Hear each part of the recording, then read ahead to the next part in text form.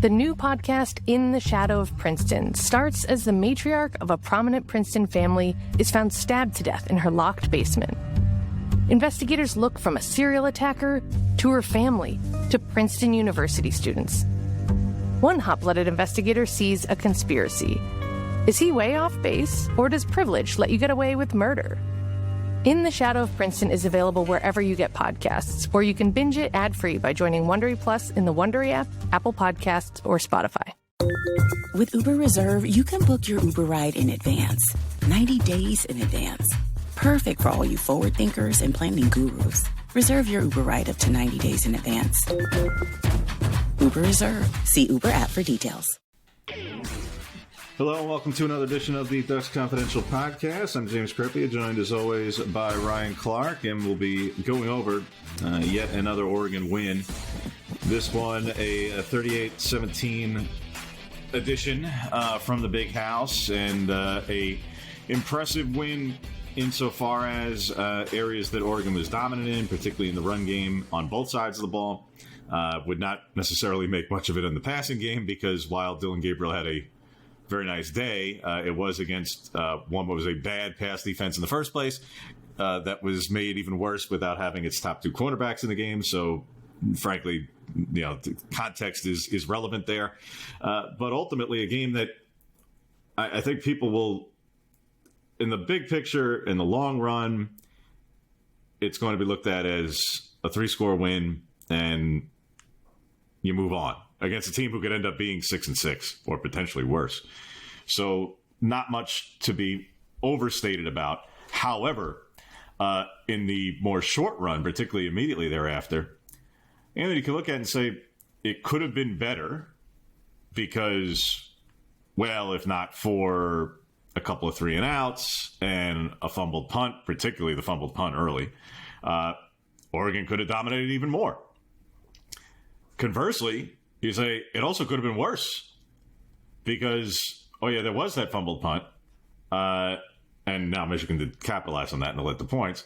But how about in the second half where you've got a 3-score lead and Michigan comes up with a stop and gets a score and comes up with another stop, and if not for their own incompetence in terms of committing a penalty on a punt that was just inexplicable, and then Oregon gets 3 points out of that, Michigan had momentum at that point, and they could have gotten within a score, and they could have gotten with the score again late, if not for a nice red zone stop.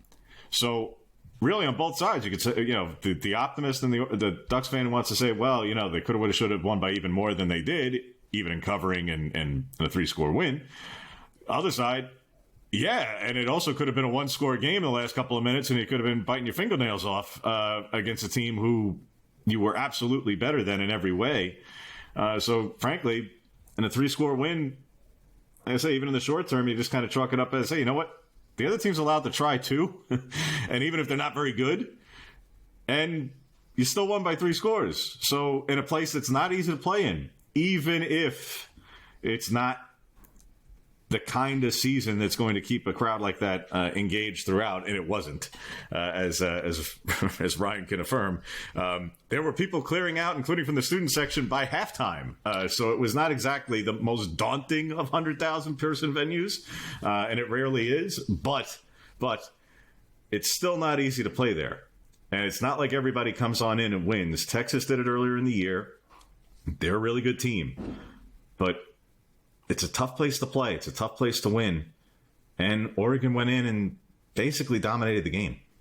Yeah, and, there are for sure things to nitpick out of it, and there are things to I think, rightly analyze and look at in the phrase that Dan Lanning used, try to attack, as they like to say.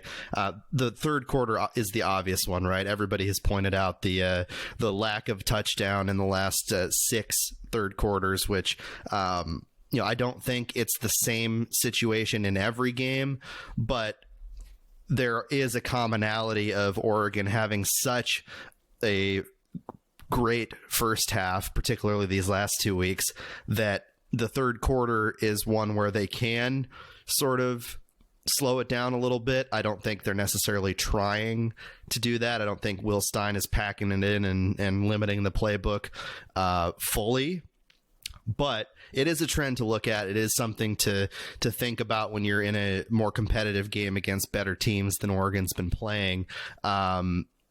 You go back to the Ohio State game, it was tight at the half, and it just remained tight the rest of the way, and Oregon pulled it out. So, there's your example of it being okay in that regard. But overall, obviously, the Oregon offensive line is one of the biggest things that stood out to me from this game, just given the nature of who they were going against, the quality of guys in that front seven, for Gabriel to not suffer a sack, partly due to his legs and his ability to escape, but in large part due to his protection and his ability to have time to get the ball to his playmakers. That's a massive point of growth for this Oregon team when this was such a huge point of criticism in the early part of the season, playing Boise State, Idaho, everybody else. It was a major problem. And then defensively, Oregon didn't have as tall of a task defensively as they've had in previous games. They played a team in Michigan that's very limited, that focuses heavily on the run. I think there was a goal line play where there weren't even any corners in the game for the Ducks at one point, and they got the stop. It was Tysheem Johnson and Kobe Savage on the edges. But I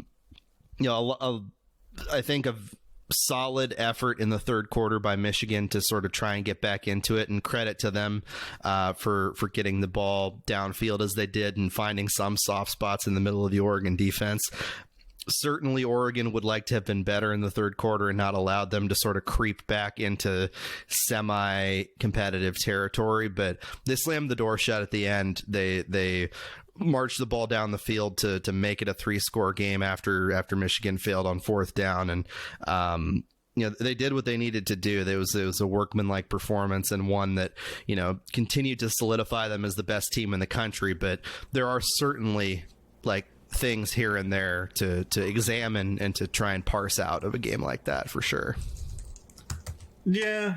There are some. I think there are more positives than negatives out of it, in terms of even things that people want to really harp on or get after. I just don't see, especially offensively speaking, other than this third quarter thing, which just, to me, this was the first game of this stretch that it really felt like it truly mattered. Yeah. In all the other instances, I honestly thought it was a trend that was being made out to be something that it really wasn't, or that it really didn't matter all that much. Yeah, or in some ways was coincidence in some respects. Yeah. Some of it was just bizarre coincidence. Some of it was who cares. In several of these instances, whereas, all right, look, in some other spot, for instance, all right, what do you do with the touchdown that they get at Purdue, where the drive started at the end of the third quarter, but the score came early in the fourth quarter? Well, what do you call that? Or you have a missed field goal or something. What do you call a drive that spans quarters? So, like I said, there's some quirks there where I just didn't think it was as big a deal as it was being made to be. However, all right, it was a trend. And, again, it didn't necessarily have any consequence in some of the other games. This was one where it felt like it absolutely was having an impact in real time, and could have had a bigger one, because if the 3 points that they did get was on a drive that was extended because of lining up over the center on an unusual formation on punt. Yeah, and folks talking about that formation online too, as when we didn't get a chance to ask Dan about it post game, but as something that they seemingly did intentionally, knowing that they would get somebody lined up in front of the center there illegally. Another it's quote unquote out-coaching. Savvy. Yeah, it's out-coaching because Michigan committed a penalty. Right. You can't absolutely know. There is no way to absolutely know that you're going to get the other team to play along. I'm sorry, you can't. There's no way to know that. You can think that you might be able to draw a penalty because it is unusual. You can absolutely think that. And for whatever you may have seen on film that might indicate that you might be able to draw it, especially being, the rule. Sure. But you can't know for certain, because all it takes is the player himself to just, I don't know, not line up over the center. I mean, like it's not a genius level situation. There was if he literally moves a yard either way or just doesn't bother going, straight up at the center because there's no one else there. It's just not that level. Like, yes, it's a out coaching moment because ultimately Michigan's players in put in that position where they don't know what they're doing / unprepared. That's on coaching. But the idea that the other team is going to do something there's no way to absolutely definitively know that the defense is going to do that. Sure, they gave themselves a chance in that situation, though. Yeah, and the other aspect of it is there were multiple sort of moments where, like on the coaching side, Michigan, made some mistakes in this game. I mean, the challenge, just basically not knowing the rule, basically, is what the broadcast said. Absolutely absurd. That was pretty insane. And so, for Dan Lanning to come into the big house and have a couple of those moments, and he had nothing to do, of course, with the challenge, but to win the coaching battle on the challenge that wasn't on the fact that there was no review of the first touchdown. I mean, that's just frankly that's fortuitous for Lanning and Oregon's purposes. Certainly, yeah, very fortuitous. And Michigan fans would be the first to point that out for sure. I honestly thought I thought Sharon Moore got talked into the challenge by his players. I really do. I thought it happened in real time because I was watching. Donovan Edwards absolutely was losing his mind. Yeah, he was very upset. I thought that I honestly thought he was going to get an unsportsmanlike because he was so irate, and it was towards the official on the sideline. I thought he was going to get flagged because you don't know who knows what was being said, but it was so directed at the official and it was so animated that I went. I'm watching it going like I'm making sure who this is because was it a player? I didn't know if it was a defender at first because I'm just going like I'm just seeing this player just completely blow his top. I'm going like, were they involved in the play? No, they just watched the play. All right, fine, but they were so animated. I'm on. Are they going to get a penalty and then this really gets rendered moot? First off, but second off, then the challenge comes. I'm going. I think it's because his guys are. I appreciate that a team's trying to fight and come up with a play there, but there was nothing about it. Nothing. Even in real time. I get if you're on the team, you think everything is going your way or whatever, but there was nothing about that catch that made you think, oh, yeah, that was complete. Nothing. He credit to Loveland insofar as that he very nearly makes a play, but he didn't.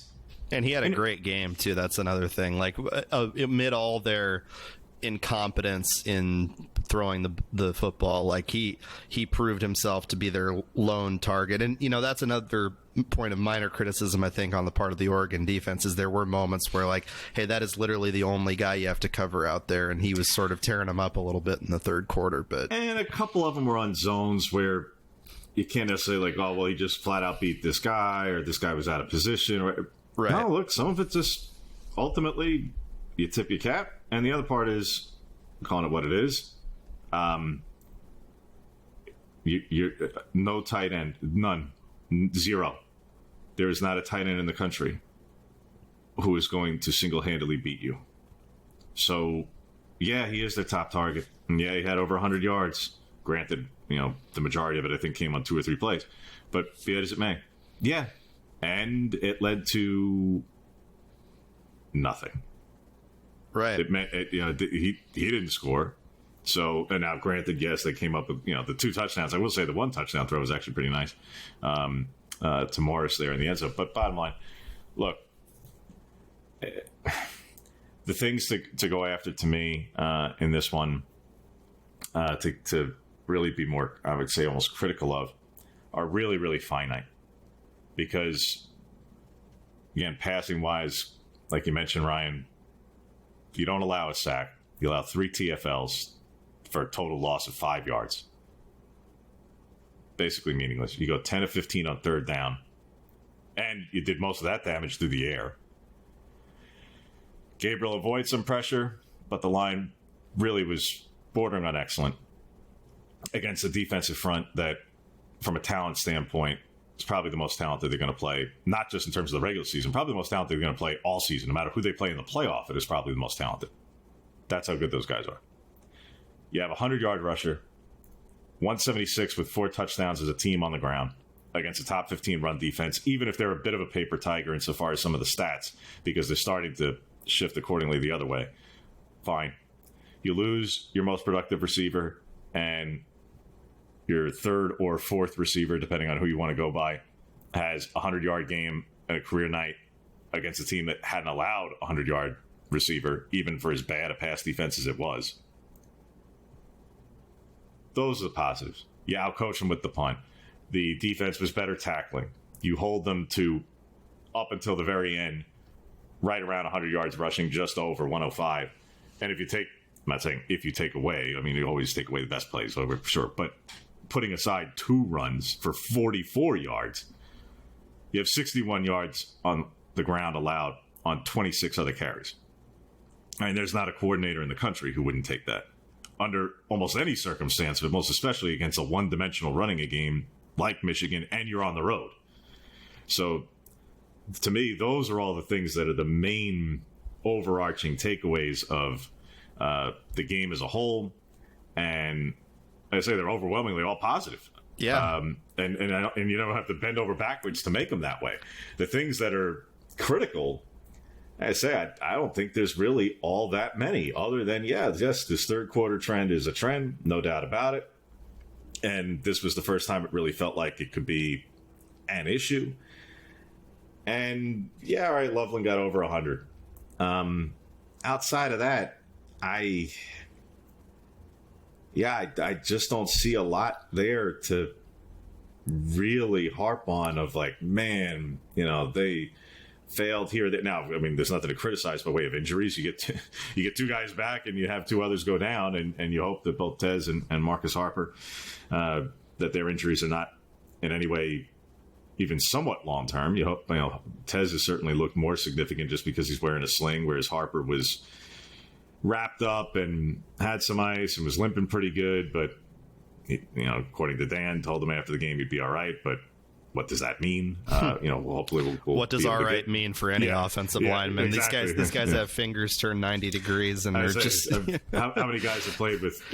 I'm pretty sure Alex Forsythe at different times played with multiple broken fingers. But be that as, I know Stephen Jones did at one point. So anywho, all to say, I think as the game as a whole, the game, the score, things within it, overwhelmingly, both sides, really, all 3 phases of the game, bordered on dominant or were dominant, and the main 1, 2, 3 takeaways in any one way were all positive. I'd say truly the biggest negative to me would be on the fumbled punt of, hey, I won't even blame Ryan Pelham, to be honest with you. Not entirely. Because you are still talking about a true freshman in an awfully big spot that, he has to go out there. He's the next guy. Oh, he practices it, this, that, the other. All right. You be 18 and run out there at the big house under the circumstance. All right. I'm just saying, is he one of the guys who goes through punt return every single day in practice? Yeah. Yeah, he is. And Gary Bryant's not available. So you've got a finite number of guys. You know who I would have put back there? Evan Stewart. And then they did. Yeah, but I would have done it for the first one. And why not? Because I would have even wanted a return. I just want an older guy, been there, done that, who can catch a football, and to where I have zero concern about it. Yeah, and your offense has been so unbelievably productive that, yes, you got a punt return touchdown from Tez earlier this year, but in reality, wave your hand and catch the ball, and your offense is going to produce the way that it has. That's another piece of it. And losing Tez, and if it is serious, and hopefully it isn't for his sake, because he's such an unbelievable competitor and a great guy and somebody that we've gotten to know so well. And it would obviously be a massive loss for Oregon. But, if it is, I think that, or if it is serious, I think Oregon fans can be heartened by the fact that all those different guys stepped up by way of playmaking, and there really was no visible drop off in any respect for the Oregon offense by way of production. You saw what Trayshawn Holden did. He had a big game. Evan Stewart, he was a penalty away from touchdown catch of the year territory, and was still one of the highlights of the season, despite it getting called back for illegal man downfield. And he's been great the last few games removed from that play. Justice Lowe has come in and been a really reliable player, particularly on some of those, dink and dunk type plays that you've seen Tez Johnson have success on. Now, he's not the same player as Tez, but he's put himself in those type of positions. And you've got other guys like Kenyon Sadiq, who has had a tremendous few games in replacing Terrence Ferguson, and now Ferg's back healthy as well. They the depth and the volume of weapons that this team has is frankly unparalleled in the country, and that it bodes very well for an Oregon team, even if they don't have a guy that was on pace to break the Oregon receptions records for this season. They are in a very good position by way of roster construction and depth to be able to weather this sort of thing. And hey, if you want to look at a positive, should this go that way, talk about a motivator, man. Talk about, if you're looking for another edge, which I don't think this Oregon team needs one right now, but if you're looking for another one, you go into the postseason down a guy that is a central figure in the locker room. That's one heck of a motivator. I think the depth will be tested significantly in the not too distant future, because, all right, forget about Maryland. They're not, and we're not going to be talking about them a whole lot this week. We'll leave it for the recap. They're a team that, entering the season, I thought of any of the games on Oregon's schedule, I thought Maryland could. I didn't really think there was much of a trap game on the schedule, but I thought if there was one, that it might be Maryland, because of circumstance, because of coaching, because of familiarity, because it's between two road trips, because of any number of factors. I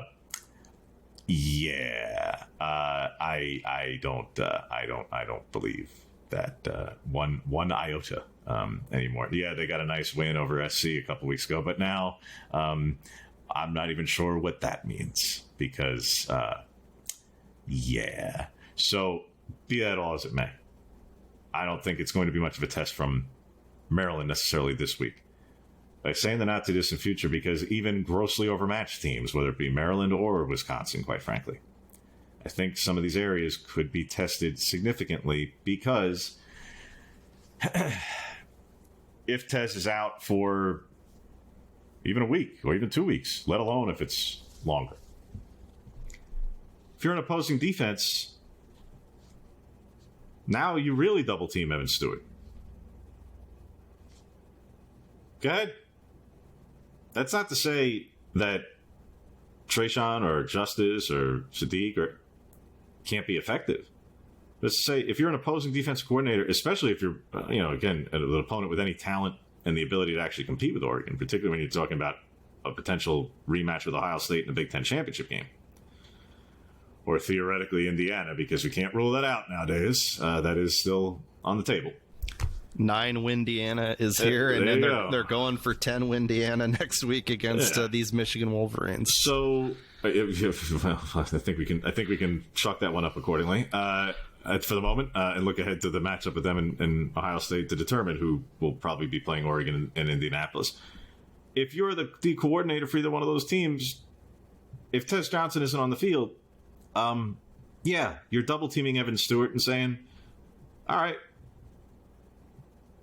can your Heisman contender quarterback and everybody else beat us? Can they hang? We'll find out.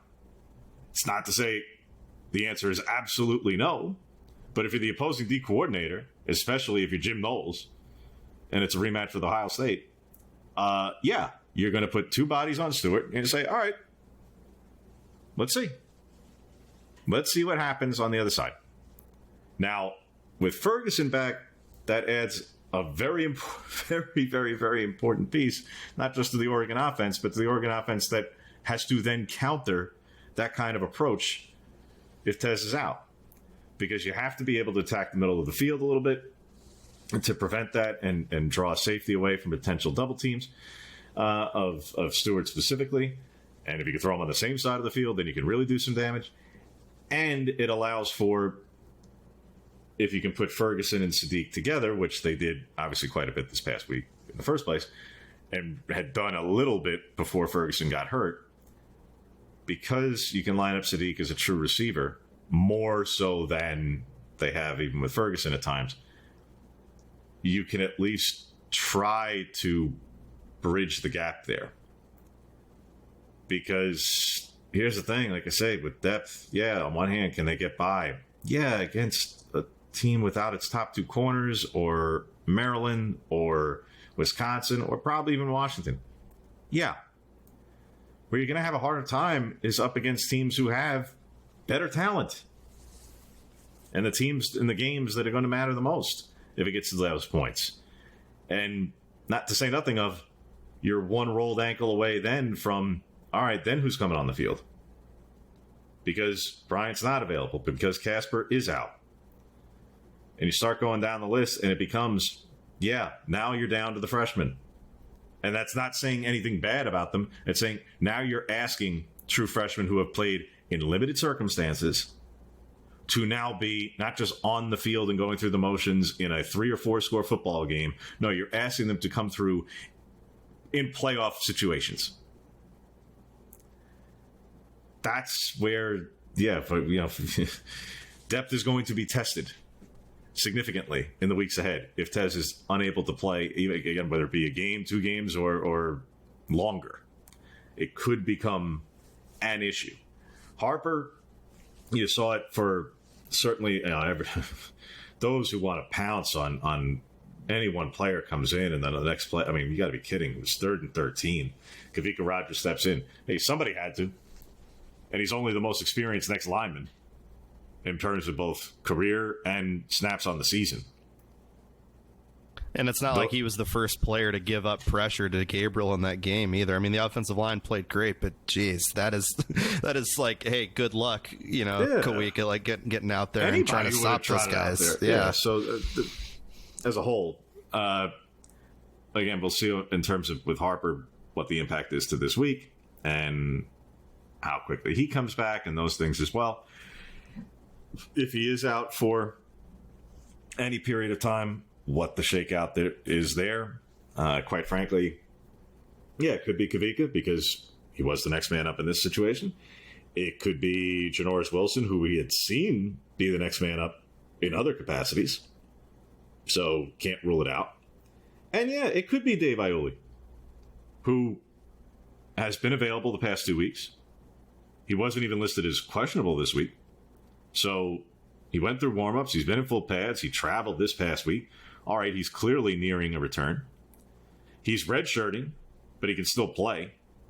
So that's of no concern. When he will get a chance to play and potentially debut and the like, sure. Again, I would rule out Bedford for people for myriad reasons. One, he's not even practicing, so you can really rule it out. And 2, even if he were, I believe that for Bedford specifically, as well as Michael Gardner, who's been out the whole season, that Bedford, since he redshirted specifically, because with Gardner, and also had already redshirted, but if you're looking for a medical hardship waiver for another year of eligibility, I believe you can't come back and play deep into the season. Whether you have a 4-game redshirt applicability or not, that's off the table. But again, it's a moot point for Bedford because he's not even practicing. It's totally moot. So who would be the next man up in a situation where they have the opportunity to prepare for it more than just an in-game substitution situation? Yeah, you're probably looking at either Kavika Rogers or Wilson, or as I say, if Iuli is ready to go and can be in that position from a game prep standpoint, then yeah, So it's not lack of options, right? But it's lack of a lot of experience by way of options because, you always played before, but again, hadn't played now in almost a year. Yeah, and you don't want to take any matchup for granted, and they wouldn't. But if there ever was one, to be a little extra cautious with a guy like Harper, who is so integral to what you do on the offensive line, to maybe give him some rest when he doesn't necessarily need it, by way of recovery.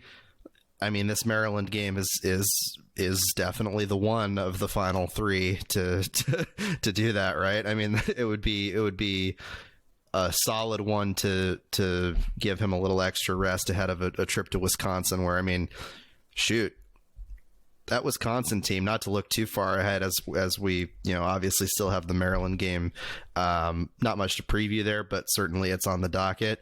That Wisconsin team gave up 42 points to Iowa, man. Like that's going to be a cool trip to go to Camp Randall. Always a crazy atmosphere. I look forward to being there. But that might not be even as close as the Michigan game. It could be demonstrably worse. So that's a topic for next week. But in terms of Harper, there's a window here where you could give him a little extra if he needs a little extra. Yeah, I think the only thing that'll make Camp Randall a particularly daunting situation would be if the game, and we'll find out shortly, but if the game were in the evening and people have an opportunity to position themselves accordingly for a later in the day some performance enhancement, perhaps.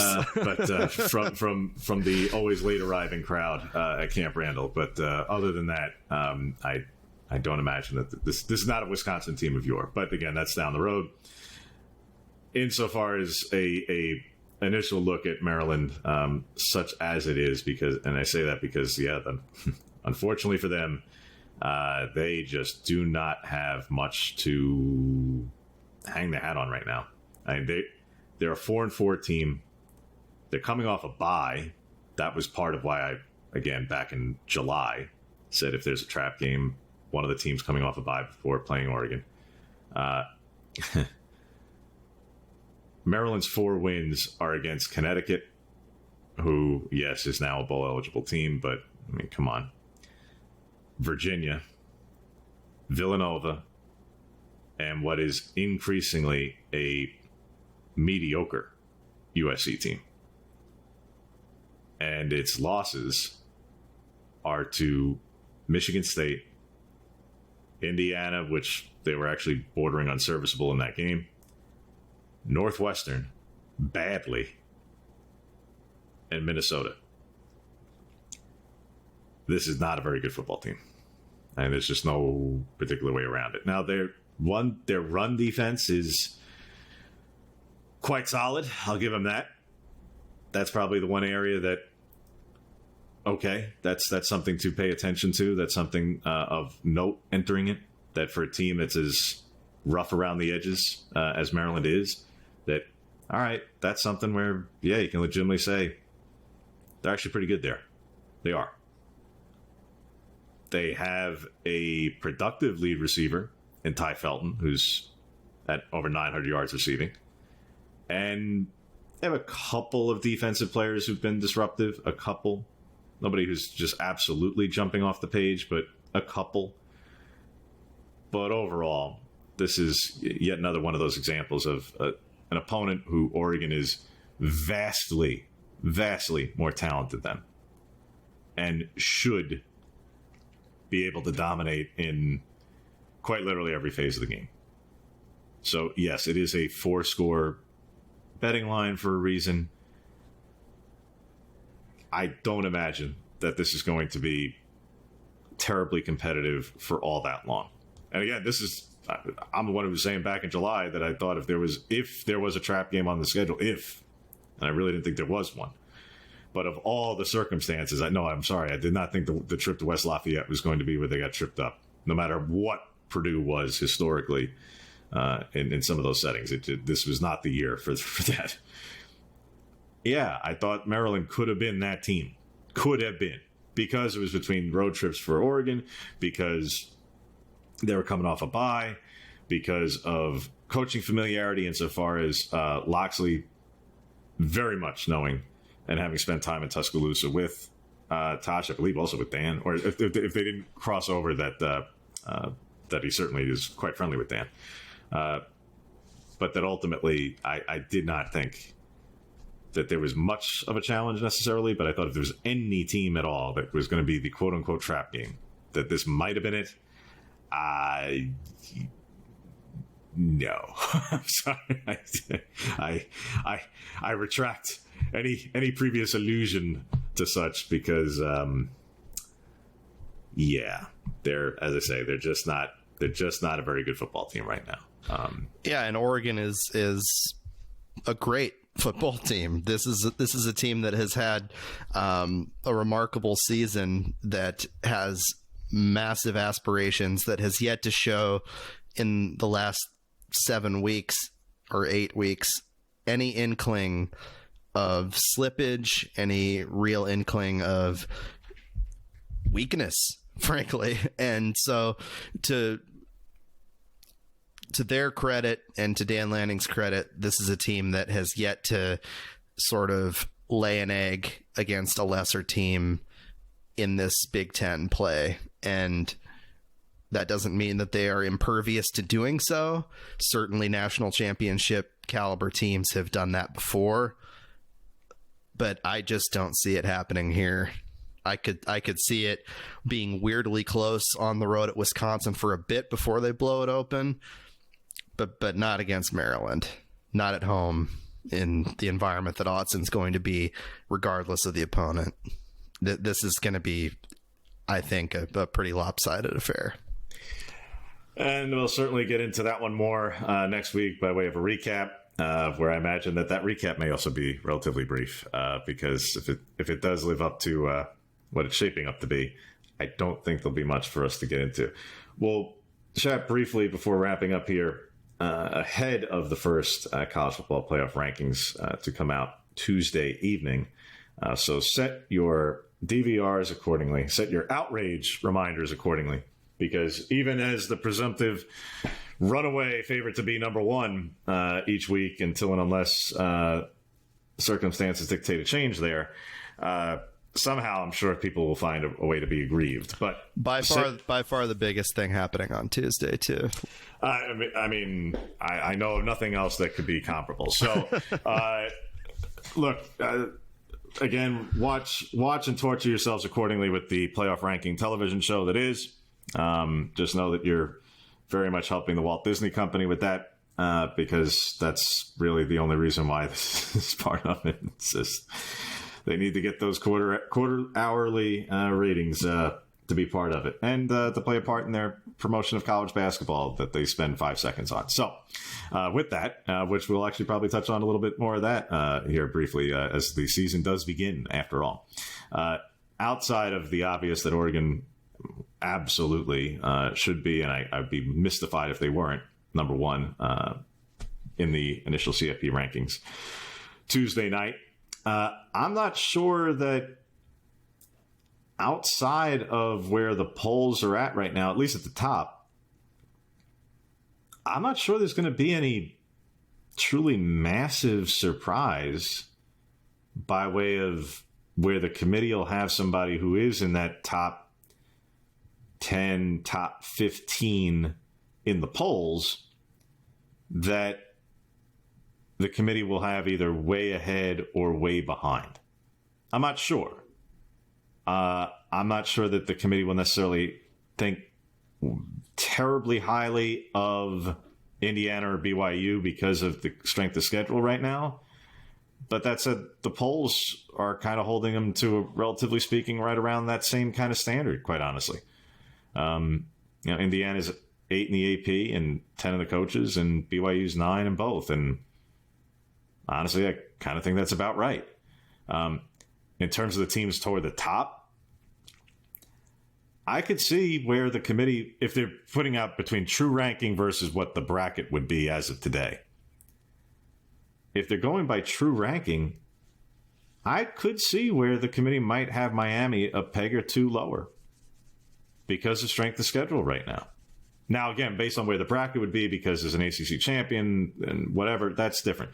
But by strength of schedule and strength of victory so far, I could see him by true seeding if the committee came out and said, yeah, sorry, no, Texas and even Penn State, and maybe even Tennessee, are all ahead because, yeah, Miami's undefeated, and they may think the world of Cam Ward and any number of other things, but they just don't have any truly massive wins by way of presently ranked teams. I could see something like that. But outside of somebody, like I say, in a circumstance like that, or again, Indiana and BYU aren't that highly ranked in the polls as it is relative to, other undefeateds. Maybe Alabama, maybe. But even that, because they have 2 losses, I'm not sure that's going to be where they suddenly try to cause a momentary headache for themselves by artificially putting Alabama ahead of who? Ahead of an undefeated Indiana or BYU? I don't see that. So if you're going to have a team ahead of somebody else, like, all right, who's that somebody kind of thing? Again, maybe Boise? Maybe? Yeah, I think Boise is a kind of wild card in there, especially if obviously BYU loses, but also if Miami does.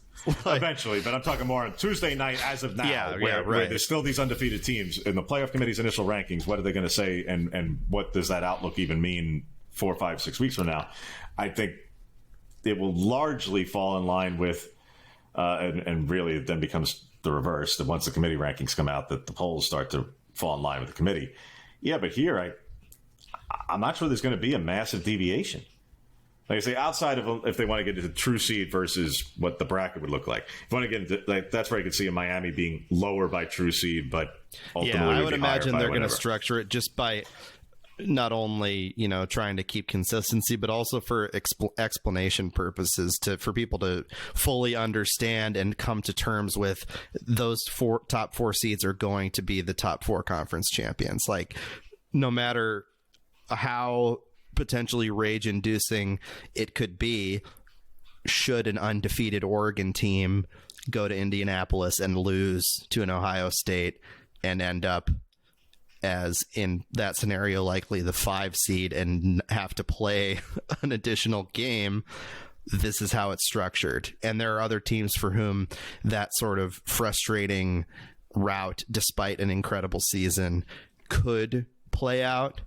But you also, in addition to like trying to maintain consistency and showcase your ability to put these rankings together, you also have to sort of explain it to the general public in a way that is at the very least palatable for now until they have a reason to rage about it later. Well, I'll let that be part of the task of the 2,000 talking heads that ESPN will have on a weekly basis. But and ultimately, in that supposed doomsday scenario, the other part of it, and again, not on a week-to-week, again, we'll get this way, we got a month to harp on this stuff. A lot of football left. But under that doomsday scenario, the thing that the committee also has to look to avoid, in the end, I don't care about any of the Tuesdays. To me, this exercise is bordering on the absurd insofar as that it really shouldn't be a thing. And I said that before they even went to the 14 playoff.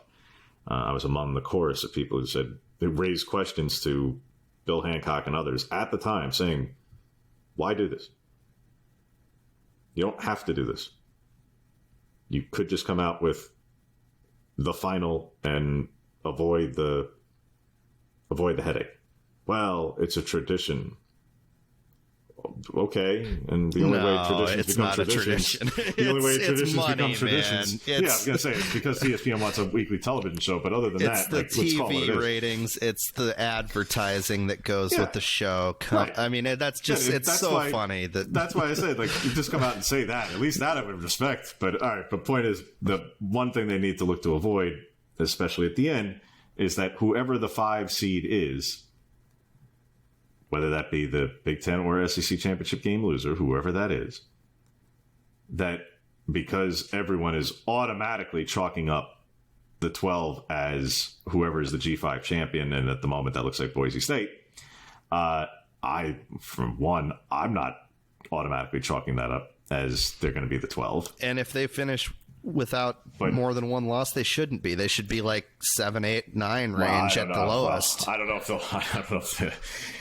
they'll necessarily host the playoff game, but be that because there's a chance. They still have a strength of schedule factor in there where I'm not sure that they're going to have the battery of opponents to necessarily justify that. But ultimately, you don't want the 5 seed, especially if the 12 is indeed the G5 champion, even if it's the G5 champion with a Heisman Trophy winning running back. You don't want the perception to be that having lost your conference championship game as the 5, that you have the easier path than the 1 seed. Because you can say, well, you had to play an extra game. Yeah, but if the 1 extra game is against a pincushion, because right now we're all chalking it up to Boise State, Nash, and Genty, but say it's not. Say that they trip up and lose somewhere, and then it's a lesser team. Then we're not even say it's Army, frankly. Can't rule it out. So, all right, say something like that happens. All right, now the 5 has a quote unquote a home game under a, albeit what is going to be perceived as a very easy circumstance. Then they're going to play the 4 seed, who right now everybody's chalking up to be the Big 12 champion, BYU, Iowa State, maybe Colorado even. All right. So now, you have to play 2 games, but depending on who that 5 seed is, big deal. And the 1 seed, even though they avoided the first round with it, the opportunity to host a playoff game, they had to play the winner of the 8-9, which, again, by the time it matters, I'm not going by 8-9 today because Indiana may not be undefeated by then, BYU may not have been defeated by then, and even if they are, they're going to be a top 4 seed, and so then who are we talking about? Whoever that is, the perception will be that the neutral site matchup with the 8-9 winner will be more difficult for the 1 than a juggernaut 5 beating a bad 12 and a bad 4. And that's the perception and part of this, that when we get to the point that it actually matters a month from now, that the committee is going to have to take into account when seeding the bracket. Because if they, again, this year will be, obviously it's the first one and the one that everybody will overanalyze, but to say nothing of, think of how it would apply in past years where, there was the Big Ten championship game loser, the SEC championship game loser. If they go in with, if you have those years where Bama and Georgia are undefeated, so you've got a 12-1 just powerhouse sitting there. Heck, even this year, say Oregon beats Ohio State in the Big Ten championship game. So you've got a 11-2, $20 million roster Ohio State with that receiving core taking on whoever the 12 is at Columbus on December 21st. And then whoever the Big 12 champion is and however many losses they may have in the Fiesta Bowl, which if you're Ohio State, you're going to have more people there because of your fan base, and your retirees already exist in Arizona, which is basically the second home for the postseason for Ohio State. Yeah, they love it there. And I mean, there's literally Buckeye Road, and then literally by the airport. Then you have, now that you got through those 2 quote unquote tests, congratulations, now you're in the semifinal, and you're playing presumably the 1 if they survive against the 8-9, or you're getting the 8-9. Yeah. You want to avoid the perception and the view as a committee as you're drawing this final, when you get to the final bracket to where it matters. Forget about on the week to week, because that is just going to be a mind-numbing experience for us all. Because, like I say, so much of it is absurd. All right, so when they come out this first one, even if they just go by true seeding, all right, so Oregon, Georgia, Miami, and BYU. All right, that's the top 4 because of the champions. All right, now we have to go to the 5 and et cetera, et cetera. Well, are you chalking up by true seeding? You're going to say Ohio State's the 5. Meanwhile, Indiana's sitting there undefeated right now, saying, all right, we are where we are in the polls, but even the committee hates us and we're undefeated. And this is what part of why I think this exercise is so ridiculous, because the week-to-week debate culture thing that comes out of it, that you're parsing things that just are unsettled. If only they just did this one time before the conference championship games, once the majority of the country's regular seasons were over, and then right after. But no. Again, and I think the structure of it is inherently flawed. I think that it would be better served, and this is my opinion, I think it would be better served if they just had a top four, regardless of conference champion status. They still had the five highest rated conference champions get an automatic bid in general. But I honestly think the seeding should just be the seeding, man. It's crazy to me to imagine an undefeated or even one loss BYU team having a potential advantage over this Oregon team should they slip up against Ohio State in that Big Ten championship, because you just, then this is why they do this. Of course, this is why they do the week to week thing, is so that people like us and people that are fans and people on Twitter will yell at each other and debate and whatever. But it just, like, in terms of structure, like, you had a problem before and you created, I think, a couple more potential problems when you have the 12-team playoff be structured the way that it is. I don't know. I personally think that top four is top four, should be top four, regardless. Some of this is going to shake out regardless, because, for one, right now it's the perception of BYU today. Yeah. All right. Tease it out for a second. Ohio State beats Indiana. Georgia beats Tennessee. All right, so now BYU is 7th. All right, so now Oregon beats Ohio State in the Big Ten championship game. So now they're a 2-loss team. So BYU is 6th. So I could say the outrage meter of true seeding, by the time it actually matters, and by the time you get there, if everything holds true and everything plays out a certain kind of way, it's not going to be as outrageous as it might look in November the 5th by way of ranking and seeding and the way things stand at the moment. To say nothing of other potential upsets or other things thrown in there. Yeah, in a year where one of the Power Four leagues has a truly weak champion, well, I think we used to call that the Pac-12, which is why in the 14 playoff it hardly ever made it, because they were written off and dismissed. In a 12-team format, one, that'll never happen for the Power Four leagues, but I shouldn't say that. As long as there's still a Power Four, that won't ever happen. But, and I say perception will get there and shift as more of these games play out. And I can say some of these, where more losses are going to pile up. Just are. That's part of why I think the exercise is ridiculous to go through for 5 or 6 solid weeks, because one, there's no lasting power. It is just a week-to-week look.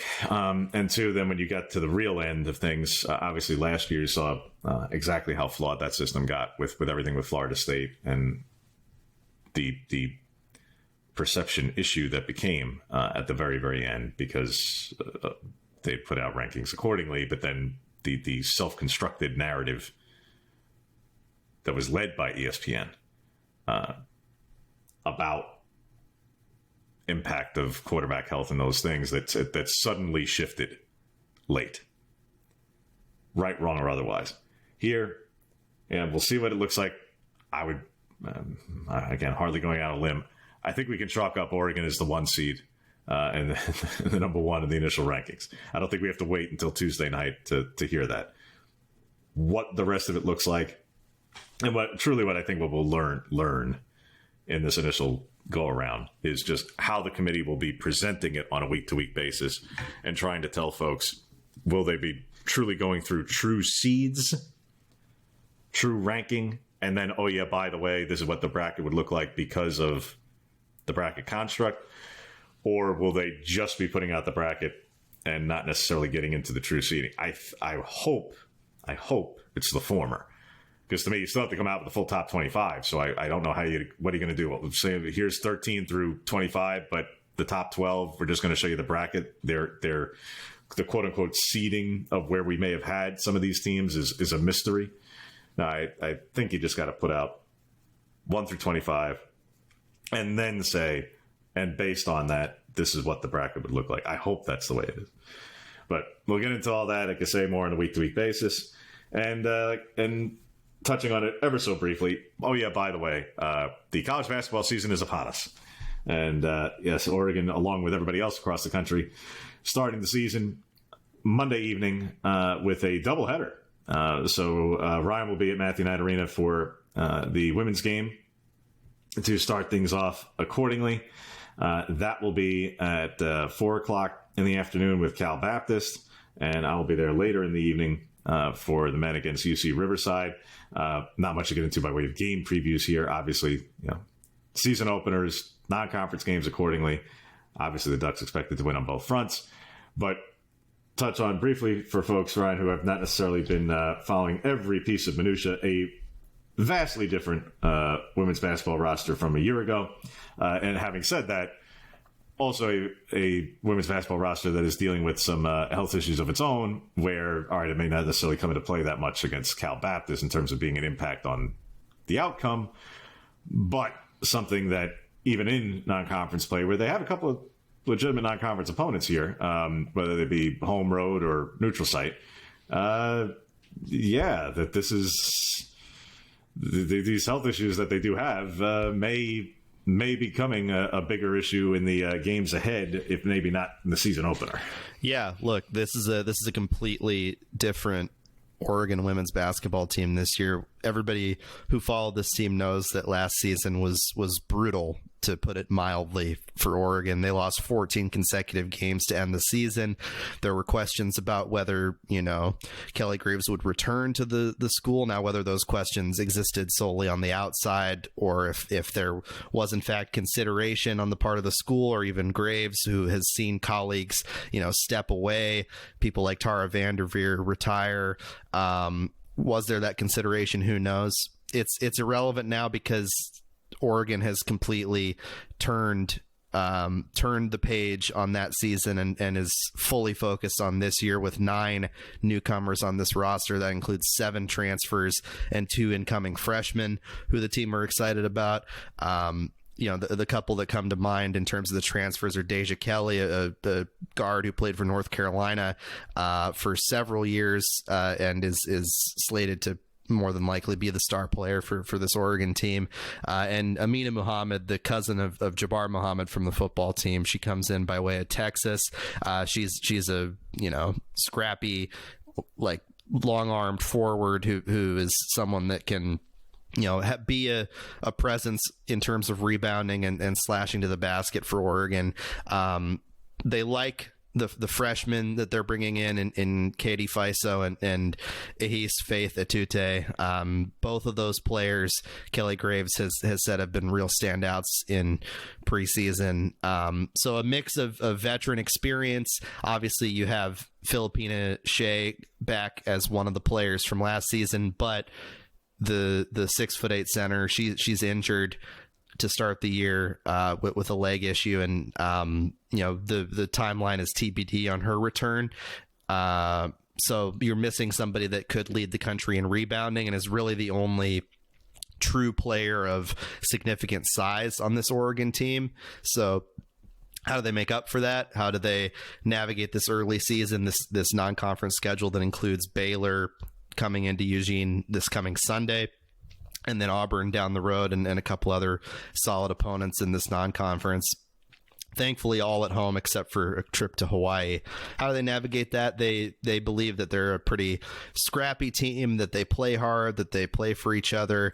And those are superlatives. Those are things that a lot of teams are going to say about themselves. But, being around this Oregon team at practice, getting a feel for the general vibe entering the season, it seems like this is a group that is going to take some time to meld together, I should say, but is certainly a big difference by way of energy and effort from last year, which Kelly Graves even admitted was a team that not only lacked experience but lacked talent and just had a really rough go. So this is a new year for the Ducks. They obviously entered a Big Ten that has a ton of really good teams. I think they're conference schedule's got 8 ranked teams on it, so that is no small task. But it's going to be an interesting year, I think, for Oregon, and I think that they believe that they can, once healthy, and if they can put the pieces together and make some noise in sort of the middle or upper middle tier of the Big Ten, they think that they have a shot at making the NCAA tournament, and that would be a pretty significant turnaround from last year, no doubt. Time will tell. We heard this last year insofar as scrap, grit, and toughness, and saw exactly zero of it.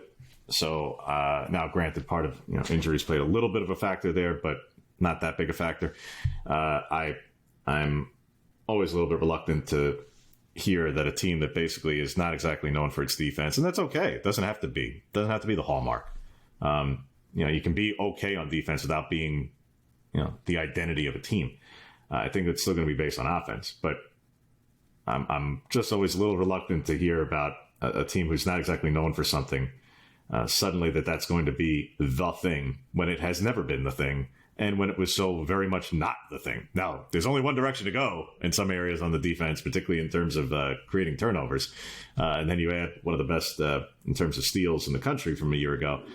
There's only one direction to go, so yes, that will generate more steals than a year ago. Yeah, 11 steals, I think it was, in that scrimmage. Now, that's against Warner Pacific, but Elisa Mavius is the player that you're referencing, and she's somebody that they like to sort of help that turnaround. Now, not having Shea in there to block shots and affect shots, that's huge. So that's a layer to what you're talking about in terms of the defense. I just don't see them suddenly becoming a team that's going to be in the top 10 in fouls per game. And winning games, 64 to 58. I just don't see that being the way that this is built. Nor I'm not suggesting that it should be, but when you hear things like they're going to play with a certain level of grit on defense, I think that's where there was a major disconnect a year ago, where they really needed to play that way because they didn't have the talent to do otherwise, and didn't get the results. On the men's side, first, the battle of perception issue here. Yes, there are a couple of guys with some injuries. No, these injuries are not believed to be major, significant, or all that long term. But no, Supreme Cook is not going to play in the opener, and Des Lindsay isn't going to play in the opener. And in fact, they're probably going to miss a little bit beyond that. Exactly how long? Time will tell. But Cook's at least going through some things practice-wise. Lindsay, the shoulder injury, the significance of it, as of late last week, was still being evaluated to determine exactly. But two things. The automatic, and I realize the last several years has bordering on traumatized some fans into a feeling of that it wouldn't be an Oregon men's basketball season without a list of injuries. But perspective. Cook's going through some things in practice. It's not going to be long term. And yeah, this is a team that doesn't have a lot by way of size. So yeah, Nate Biddle is going to be a guy who's dealt with his own injuries for that matter. Your lone center, your lone true center for a while, and Cook will not be a true center, but he's going to play the 5 at times and what have you. But he'll get back. And for most, especially casual fans, you're not paying attention to men's college basketball in November and maybe not even into December anyway. So by the time he comes back, you wouldn't have even known he was gone. As for Des Lindsay, we'll find out the severity. I'm not sure, again, as of last week, I'm not sure even the program knew exactly the extent of the severity, other than he had been dealing with it for some time. Also, context. This is a junior college transfer who is going to be in a rotational capacity. You're not talking about a guy who's expected to play 38 minutes a game. You feel for the young men that they're going through some injuries, but the idea that, like, everybody's flying off the handle about, oh, it's another season and already this guy's hurt and this and that. Holy smokes. Like, it's part of the game, and they're in such a better position, as you've noted, than they have in recent years. And Dana's excited about that. You can tell. And they should be. All right, yeah, is there a lack of depth by way of lack of size of 6'10 plus guys? Yes, there is. But that can be said about a lot of teams in the country, first off. Second off, they have enough depth on the wings to where they're going to play a certain style anyway. And they're not shifting away from that style. Dana said it weeks ago. They're going to get back to playing the way that they had played. They are a deeper team. They have a full roster in terms of scholarship allotment for the first time in years. They are deeper. They are more talented. They're built a different kind of way. They may not have a truly radically gifted by way of absolute lottery pick level player. They may not. They may not have a drafted player, quite frankly, because in case y'all forgot, there's only like 64 guys who can fit that criterion. You know, you can have plenty of really good college basketball players without being drafted into the NBA. Oregon's had some of those guys who've been undrafted free agents, and they hang around longer than some guys who get drafted, quite frankly. So, big deal. Biddle might be at the top of that list in terms of draftability. But regardless, they've got depth. They've got talent. They're built on the wings. Yes, an influx of transfers like many programs. And also some prominent guys coming back. Biddle among them. Bartholomew in the role that he has at guard. Obviously, Shellstad. And Kwame. And to say nothing of Mookie Cook coming off an injury. They've got depth. Really across the board. The only spot where they're thin by way of number is, yes, at center. So that's where Supreme Cook's present injury comes into play. But do I think that that's going to be a factor against either UC Riverside or Montana? No. No, I do not. Or Portland, for that matter, into next week? No. And then, frankly, by the time they get around to, after a couple of more games, you'll find out exactly how long somebody like Supreme Cook will be out. I'm not saying he's absolutely going to be available for the games in Las Vegas in a couple of weeks or not. I don't know. But the idea that, like, this team is already ravaged by injury or something, I mean, slow down. Sorry. No, that's just not the case. Especially since these were issues that have been known for some time. Didn't just suddenly pop up last Wednesday. Elsewhere, and how they've been practicing and who they've got around them by way of pieces to build around. Yeah, the transfers that they added, they may not have added one of the top 5 or top 10, but they added a whole lot within the top 50. In particular, a guy like Brandon Angel, who Oregon fans obviously saw quite a bit of from Stanford, specifically, and TJ Bamba, who used to be at Washington State and then spent a year at Villanova. They've got guys who have plenty nice stat lines, been productive, who they've played against and know exactly what they're getting. And when you add players like that around Shellstad, Biddle, Evans, to say nothing of one of the other transfers they had, and Raheem Moss from Toledo, who's a really productive player. Obviously, Bam Tracy coming back as well. You already got, I'm rattling off names. You're already talking about a rotation that's legitimately 8, 9, 10 deep before we're even talking about the guys who are hurt. So that's the other part of the context where I say, like, everything in perspective. This is a deeper team that was going to play significant rotations anyway, including with Shellstad, who, look, Dana was quite forthright, and so was Jackson. They need him to do more on defense, and that's not necessarily knocking Jackson from a year ago. They couldn't afford to ask him to play certain ways defensively because if he got in foul trouble, he had nobody to turn to. Once Bartholomew went down, it just became about you got to keep Jackson on the floor, so you can't really ask him to play hyper aggressive on defense. Now they can say, "Go ahead, have at it," because Bartholomew's back and he's healthy and he's in a good spot, and frankly, there's other guys, so they can afford to play, particularly on the defensive end, virtually across the board, awfully aggressively, and that is something that, historically speaking, had certainly been a stronger piece of Dana Altman's teams. And in the postseason, it certainly started to shine through over the years. But you didn't really see it from last year's team as much, even at times in the postseason, because they couldn't afford it. Because they barely had 5 guys they could put on the court. Yeah, well, there'll be questions about exactly what the identity will look like when you lose Dante and Kuznart. Of course. But that's what November and December is going to be for, sorting out all of that. And everybody, Dana and the players, everybody talked about how they're not the biggest, strongest, fastest, but chemistry-wise, depth-wise, overall talent, they feel will be kind of the hallmarks of it, particularly on the defensive end. And that it's not going to look perfect immediately. It is going to take time, in part because of the influx of transfers, in part because that's just the nature of the game. So if you expect them to look like a finished product here against Riverside again, or Montana, or Portland, or you name it, no, they won't. They won't. And I wouldn't automatically chalk it up to it's just going to be another Dana season where things start suddenly clicking in February and March, and now they're off into the races. It could very well be before that. But, like I said, just perspective, folks. So you don't have to fly off the handle about a couple of guys who are dealing with injuries, particularly since one of them is practicing, albeit maybe not in a full contact capacity. But, this is a much deeper team than it has been, especially compared to last season, where by the end of the season, they were down to what they were down to by way of numbers. This isn't that team. And it's not like the teams for the prior couple of years before that either. Are they as good on paper as the 1920 team was?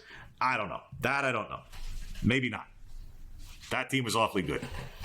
But this team does have talent. It does have depth. And I think it's going to showcase that starting, yes, with tonight's season opener against Riverside. And then in the weeks ahead. But ultimately, the Vegas games will be the ones that we get into more because power conference opponents and caliber games and those things. And on the women's side, some of those non-conference games, particularly Baylor, coming up very quickly. We'll get into that and Auburn and some of the other non-conference games that are of greater ilk. We'll get into in the weeks ahead. But so if you've got questions about either the playoff rankings and all the things related to football, you can certainly chime in with those. And yes, now the basketball season is upon us, you can chime in with those as well. And remind folks, Ryan, how and where they can send those to your weekly mailbags and the rest. Indeed. So Ryan T. Clark on Twitter and then rclark@oregonian.com for email. Any questions regarding football, basketball, whatever's going on. I'm obviously focusing more on the women's basketball side, so I'll be able to speak more to that this season. But any and all things Duck related, send them my way, and I'm happy to answer them this week. And with that, we will bid you adieu this week, and we'll see you next week with a recap of the game with Maryland, a look at, I'm not sure how much of a look back we'll do on the initial playoff rankings, but probably look ahead to the second one, along with a couple of basketball games on both fronts as well. So with that, we will bid you adieu, and we will see you next week.